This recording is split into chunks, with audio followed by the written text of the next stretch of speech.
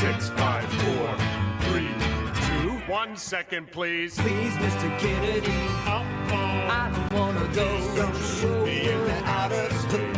Please, Mr. Kennedy. That is Oscar Isaac and the boys in the 2013 movie Inside Llewyn Davis, a breakout role that earned Isaac a Golden Globe nomination for Best Actor and showed off the musical talent he's been honing since high school. Llewyn Davis began an extraordinary run for Isaac over the last decade, with an acclaimed performance the next year alongside his friend Jessica Chastain in A Most Violent Year, followed by 3 Star Wars movies that launched him to global fame. And now, his Broadway debut in the revival of a play that is nominated for a Tony Award. Oscar and I got together in New York this week for a Sunday Sitdown.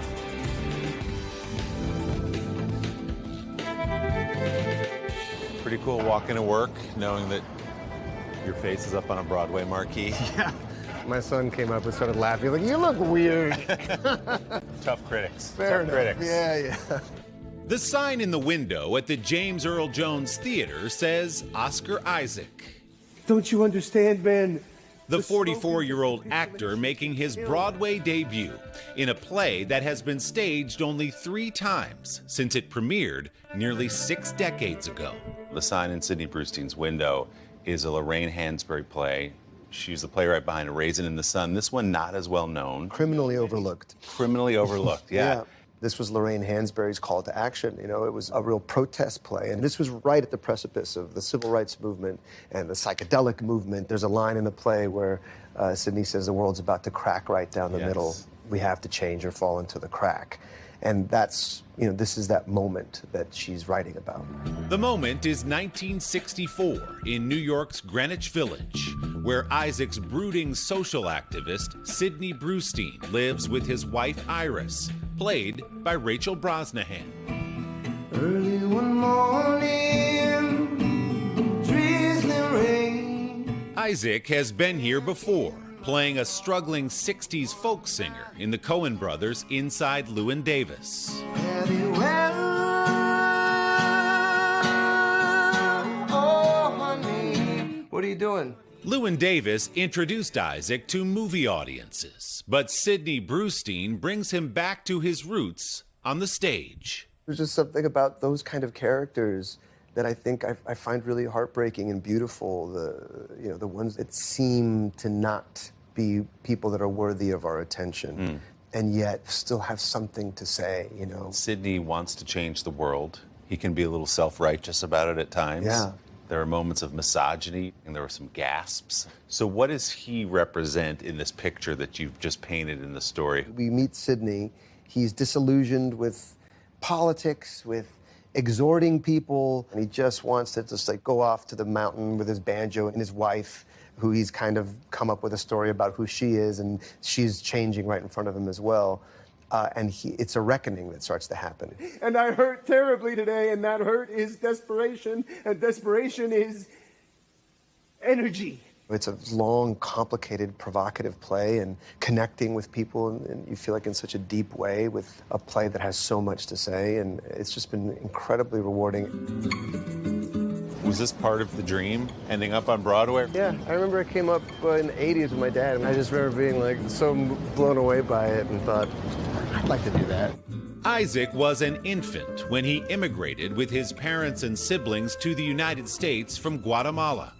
He grew up in a deeply religious household. The family moved around the U.S. before settling in Miami. There, a young Oscar fell in love with movies and music.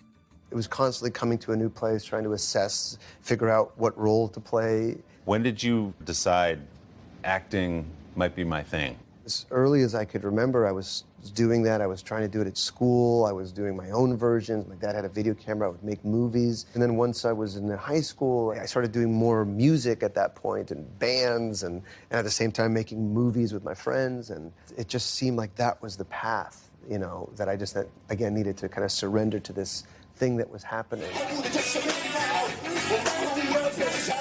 So you have that band. There's a moment where you play maybe in the same festival as Green Day. I've always said we opened to them, but we opened for Green Day, but we just happened to play at the same festival in like a stage, you know, maybe like 5 hours before. But it still counts. Isaac put music on hold to pursue acting, enrolling in New York's famed Juilliard School at 21. Let me deal with it. You're not gonna like what'll happen once I get involved. His classmate there, Jessica Chastain, has become a co-star. Mira. Please let me go, please. And she was such a cheerleader for me, and I've just stayed close ever since. Isaac spent a decade making his name. And he's been on a roll ever since. Becoming an international star while playing Poe in the multi-billion-dollar Star Wars sequel trilogy. Everyone we knock out is a world saved. Was there anything daunting about it? Yeah, I guess I've never been kind of smart enough to think about it in those terms, or, you know. Or, Don't overthink it. Yeah. What was daunting was being part of that machinery. Yeah. You know, and of course what it means to a lot of people, especially when they see little kids, you know, that look up to, you know, seeing a character that also looks a bit more like them. Still, you know, Latino actors, you know, it's few and far between, you know, there's more, but it's still a very special thing. I'm sorry, who exactly are you supposed to be? It's classified. Up next, another iconic franchise with the animated Spider-Man Across the Spider-Verse. I'm from another dimension. You are? The question of these movies is like, well, who is Spider-Man? Who gets to tell that story? And the one that I get to play is a guy named Miguel O'Hara, who is half Mexican, half Irish. Spider-Man from Spider-Man 2099 in Nueva York, future Spider-Man. And what makes him so funny is that he's like the one not funny Spider-Man. You know? Right. All Spider-Man are like so good with the quips, and he just doesn't have that. No one-liners. Yeah, which is in and of itself is kind of hilarious. I'll take it from here. You got the taste for more Broadway down the road?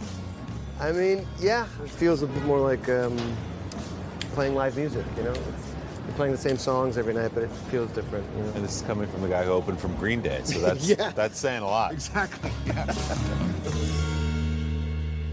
And you can see Oscar in the sign in Sidney Brustein's window at the James Earl Jones Theater in New York through July 2nd. Also, you can catch him in Spider-Man Across the Spider-Verse when that comes out on June 2nd. Our big thanks to the Times Square Edition Hotel for hosting our conversation. Don't forget to subscribe to the Sunday Sit-Down podcast to hear the full uncut interview with Oscar Isaac. You can find that on Apple Podcasts or wherever you get yours. Hey, thanks for watching. Don't miss the Today Show every weekday at 11 a.m. Eastern, 8 Pacific on our streaming channel, Today All Day. To watch, head to today.com/allday or click the link right here.